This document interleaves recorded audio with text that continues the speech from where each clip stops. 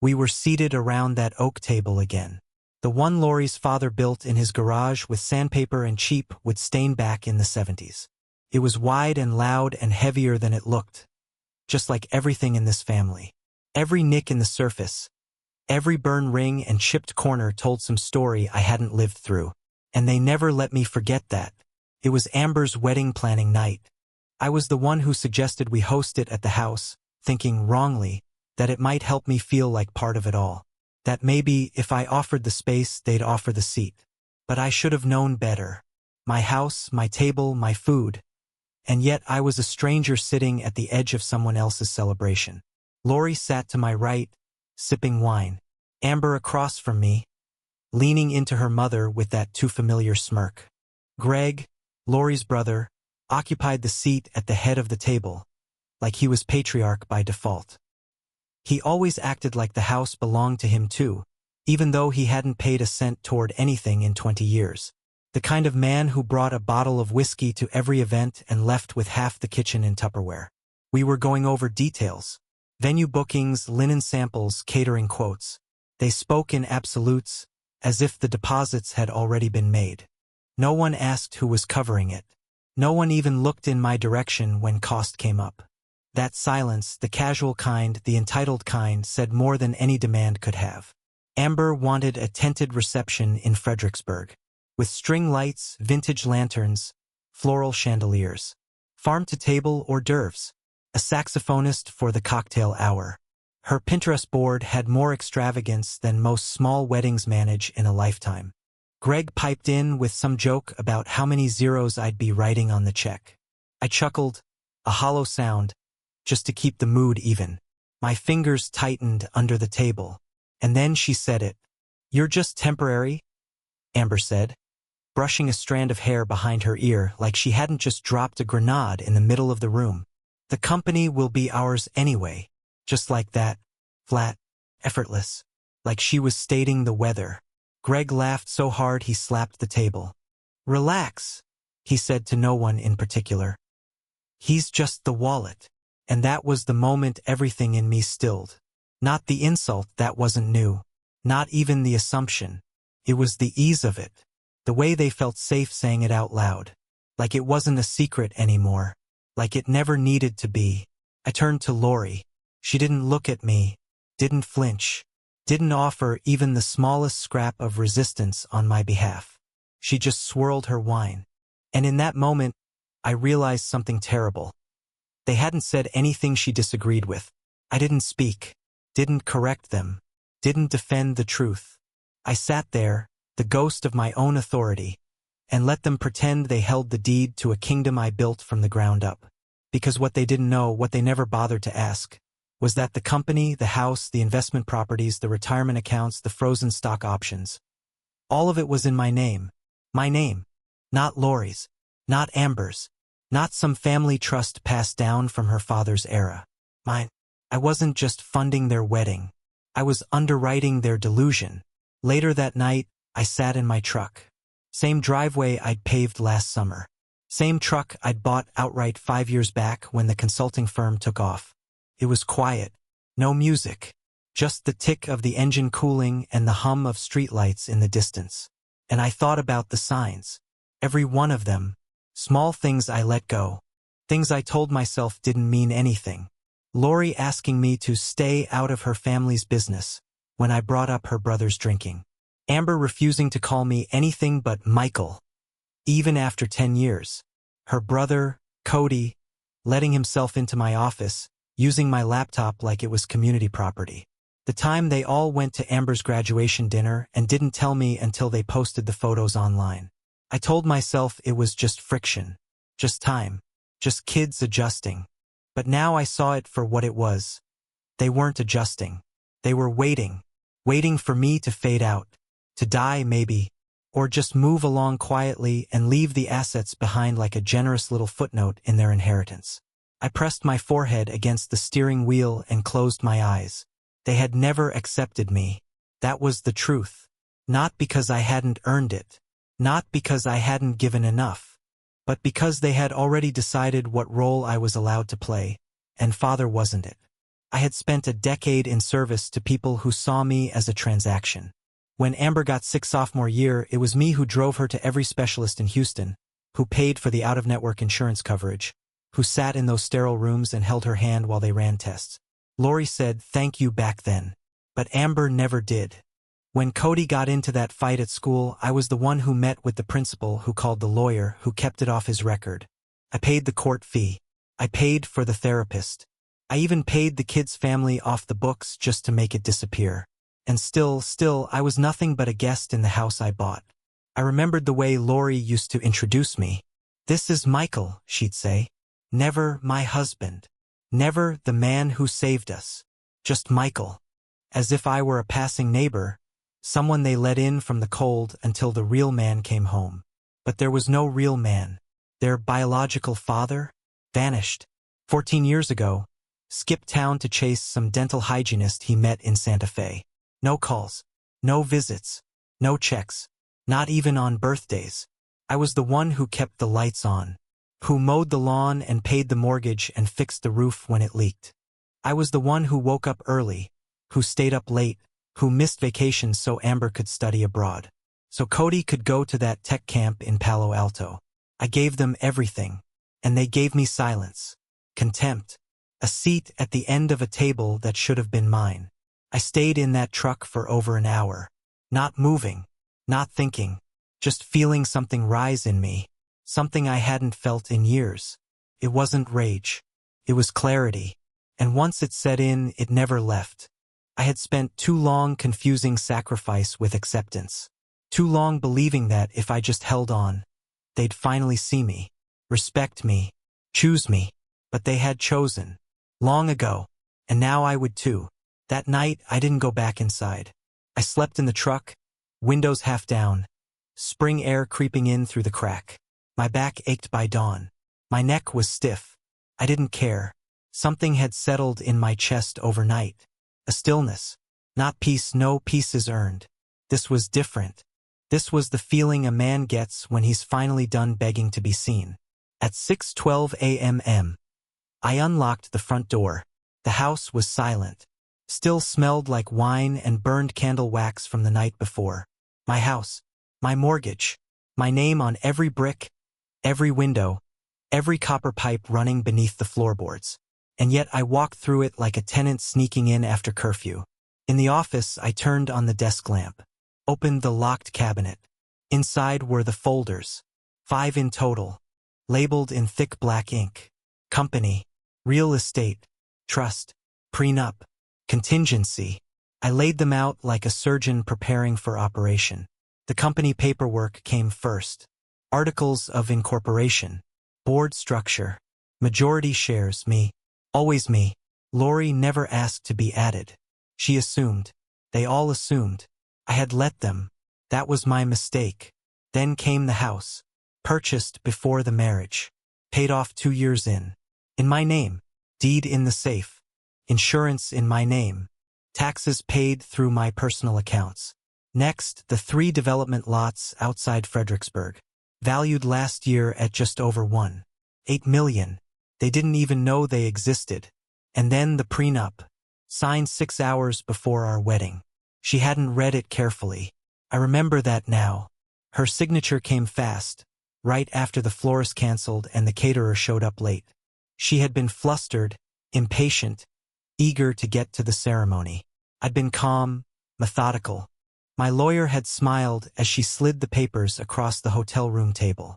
It was all legal, all ironclad, separate assets, no commingling, no claims. She had signed it without a second thought. I stayed in that chair until the sun broke over the windows. The warmth lit the papers in front of me like a quiet verdict. I wasn't angry. I wasn't hurt anymore.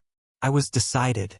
At 9:02 a.m., I opened my laptop and played the recording from the night before.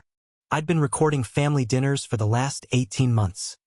Ever since Amber started throwing around threats during her tantrums, accusations, manipulations, all of it captured. I listened to it again. "You're just temporary," she said, crystal clear. Then Greg. "Relax, he's just the wallet." Lorie's silence rang loudest. Not a word. Not a breath. It was all I needed. By noon, the first call had been made. Wedding venue cancelled. Deposit unrecoverable. Let them sue. The contract was in my name. I emailed the real estate broker I'd worked with in Austin. Told her the house was going on the market, quietly. No listing. No signs. Just a private deal, discreet and fast. I already had a buyer in mind. A commercial investor I played poker with once a month. He'd wanted the land for years. I sent him the square footage and the price. He replied in 9 minutes. Deal. Then came the accounts. Joint checking frozen. Not emptied. Just locked. Emergency fund. Transferred. Business line of credit. Cancelled. A liability she didn't know she'd lose access to. Amber's wedding account. The one I had quietly opened in her name as a gesture of goodwill. Emptied. Every cent traced back to my earnings. No gifts had been deposited. No contributions from her real father. Just me. Always me. I closed it with 2 clicks. After that, I drafted the message. Not to Lorie. Not to Amber. Not to Greg. To him. Amber's biological father. The ghost. The myth. The man they still mentioned in reverent tones whenever something went wrong. As if he could have fixed it if only he were around. I found his number buried in an old email thread. 10 digits I hadn't dialed in 12 years. I didn't call. I recorded a message. Your move. Good luck. That was it. He replied 10 minutes later. On my way. I stared at the screen. Let him come. Let them all watch him try. By 5 p.m. Lorie had noticed the money was gone. She called 3 times. I didn't answer. By 5:37, Amber sent a text. What the hell is going on? By 6:15, Greg left a voicemail. We'll sue you for everything. I smiled at that one. Let them try. At 7:40, I walked into the lawyer's office. My attorney, Conrad Mendez, had been with me since the beginning. Back when the company was just me in a garage, cold calling clients from a second-hand laptop. He didn't ask questions when I walked in. He just opened a file and said, "Tell me what you need." I handed him everything. The recordings, the contracts, the texts, the paper trail, every insult, every false promise, every casual act of erasure. He nodded as he read. At one point he looked up and said, "They think they're entitled." I didn't answer. There was no need. He pulled out the prenup, flipped through the pages, found the signatures. Want to make it permanent? He asked. I nodded once. Not yet, but I will. He leaned back. You want to disappear. Not disappear, I said. Just unhook. He understood. That's why I paid him. He filed the paperwork to formalize everything. Ownership, financial transfers, account protections, asset shielding. All of it would be tied down, locked up, sealed behind a firewall of law and premeditated clarity. When I left the office, the sun was gone. The air smelled like burnt leaves and road salt. I didn't go home. I checked into a hotel near the edge of town. Paid in cash. The room was small, clean, forgettable. Perfect. I ordered dinner and sat in silence. The phone rang. Lorie. I let it ring. Amber. Ignored. Greg. Deleted. At 10:12 p.m. I got one last message. From Lorie. Where are you? I stared at it. Did she mean now? Or had she meant all along? Because if she was asking where I'd gone, the answer was simple. Nowhere. I'd been there the whole time. But they hadn't seen me. Not when I paid the bills. Not when I cleaned the gutters. Not when I sat through graduation speeches and family cookouts and Greg's birthday parties that always ended in some drunken mess I had to clean up. They hadn't seen me when I spent 3 months trying to fix Amber's credit after she tanked it at 23. When I gave Cody the down payment for his first car. When I helped Lorie's cousin get a job at my firm, only for him to quit 6 weeks in and still borrow money every time we saw him. They hadn't seen me when I stayed up nights doing tax paperwork or covering payroll when the company hit a slow season. They hadn't seen me when I turned down partnerships, promotions, international clients, because Lorie didn't want to move the family. They hadn't seen me because they never looked. And I let it happen. I let it happen for years. But not anymore. This wasn't revenge. It wasn't even punishment. This was something else entirely. This was choice. This was a man remembering that he mattered. And this time, no one else would get to decide what that meant. It started the next morning. I was sipping bitter hotel coffee, watching the sun bleed into the parking lot pavement, when the first message came through. Lorie, where's the money? Did something happen? Not hi. Not are you okay? Just that. Straight to the vein. By 9 a.m. The next came in. Amber, you can't do this. The wedding is in 4 months. Then Greg, of course. You think you're clever? We'll sue. You're dead to this family. I let the phone buzz. Let it chirp, whine, vibrate on the bedside table. I didn't answer any of them. I had nothing left to say, and they were only just beginning to understand that. By the time I arrived at my attorney's office that afternoon, they were already unraveling. Conrad met me with a small smile. He had reviewed the recording again, flagged key phrases for later use. Every insult, every dismissive comment, every hint of entitlement, all catalogued, all admissible. Amber's voice was especially clear. You're just temporary. The company will be ours anyway. That one would age well in a courtroom. I handed over the rest. Bank receipts, auto-pay cancellations, trust documents, screenshots, Lorie's texts from earlier in the year, subtly implying I should stay out of things that don't concern me, like her brother's financial involvement. Amber's snide jabs about inheritance. Cody's access to company emails he had no right to open. The paper trail was undeniable. Conrad's assistant organized everything into 3 folders. Domestic silence, financial neglect, entitlement chain. I didn't need a legal win. I already had control. What I wanted was clarity for them. For once, they would be forced to look at the world I had built beneath their feet, and realize the ground was never theirs. That evening, I received a message from Lorie asking to meet in person. I agreed. Not at the house. At a neutral cafe. Public, quiet, far from familiar ground. She arrived late, wearing that same pale blue cardigan she always wore when she wanted to look softer, more delicate, like the mother from a catalog. Her hair was done, but her eyes were tired. I didn't stand when she sat. She didn't touch her coffee. I don't understand, she said finally. Yes, you do, I replied. Calm, level. She stared down at the table. Why now? Because it was always going to be now. The minute I had nothing left to give. She hesitated. Amber was emotional. Greg was drunk. That's not who we are. No, I said. That's exactly who you are. You've just gotten used to no one holding you to it. She didn't deny it. I didn't say those things, she murmured. But you let them. You've let them for years. Lorie looked up then, and in her eyes I saw something new. Not guilt, not fear, but recognition. She had been the architect of the silence, the enabler, the quiet agreement behind every slight. And now she was face to face with what that bought her. I'm your wife. You're their mother. That shut her down. The conversation didn't last much longer. She asked what I wanted. I said I already had it.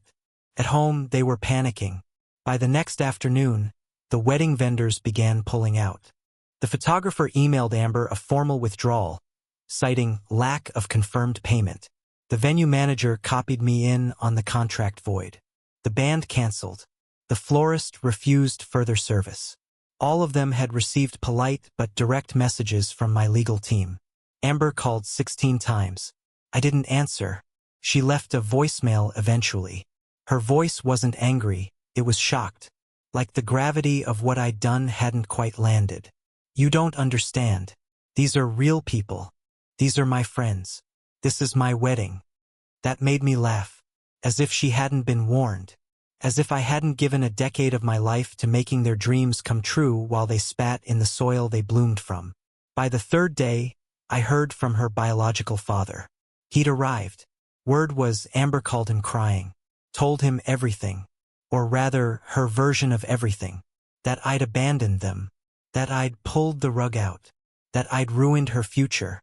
He showed up at the house like some resurrected myth, still wearing the same leather jacket from 15 years ago, still sporting the same selfish smirk. The kind of man who vanishes into the wind until he's needed to look heroic. He called me that evening. Used a number I didn't recognize. "Michael," he said, "we need to talk." "No," I answered. "You need to listen." I laid it out. Every dollar. Every year. Every instance of stepping in where he'd failed. He didn't argue. Men like him don't. They rely on others to clean up their absence. When you remove the janitor, the mess becomes undeniable. He hung up without saying goodbye. 2 hours later, I received another message from Lorie. "We didn't know. You should have told us." That one sat with me for a while. They didn't know? They didn't ask. Every month I paid the mortgage. Every semester I covered tuition. Every medical bill, every auto repair, every late-night Uber ride when Amber was too drunk to drive. I didn't do it for thanks. I did it for family. For the illusion of it, at least. And now they claimed ignorance? Ignorance isn't innocence. It's a choice. A decision to look away from the hand that feeds you, so you don't have to see your own reflection in the hunger. The realization landed slowly for them. By the end of the week, the house was up for private showing. The buyer came in on Friday. Didn't blink at the price. Said he'd level it, build condos. Fine by me. Lorie was served papers Saturday morning. Not divorce yet. Just a formal declaration of asset separation and pending sale of marital residence. The look on her face, I'm told, was biblical. I watched the surveillance camera footage from the front porch. She opened the envelope, stood there in silence, then sat down on the steps and cried. Alone. No Greg. No Amber. No Cody. Alone. It hit her then. Not what she lost, but what she never saw coming. You can spend years believing a man like me will never leave. That if he hasn't left yet, he never will. That his silence means compliance, not calculation. But the truth is simpler. The ones who stay the longest leave the quietest. And when they go, they don't slam the door. They take the floorboards with them. I left Austin 6 days later. No announcement. No bags at the door. No drawn-out confrontation. Just a signature on the closing documents. A key slid across a polished table, and silence. The house sold. Lorie didn't fight it. She couldn't. The deed was mine. Always had been. The buyer wired the funds directly to my account, and by the time she realized what had happened, it was already done. I didn't see her that morning. Or Amber. Or Greg. Cody was long gone. Hadn't returned my tools after borrowing them the year prior. Just like his father, I suppose. I moved into a small house by the lake in Tennessee. Nothing extravagant. 2 bedrooms. A long gravel driveway. Tall pines and silence so deep it feels like a weight pressing against your skin. I sit on the back porch most mornings, coffee in hand, watching the fog drift across the water like ghosts with no names. There's peace in solitude. Not joy. Not pride. Just absence. Of noise. Of demands. Of being looked through. My phone barely rings now. The first letter arrived 2 weeks after I left. From Amber. Handwritten. Cream stationery. Her old looping script from high school, the one she used to label her college notebooks. It looked like it had been written in anger, then rewritten in guilt. I could see where she had torn through the first page and started over. It read, "You ruined everything. I hope you know that. The wedding is off. Dad couldn't help. Mom is barely holding it together.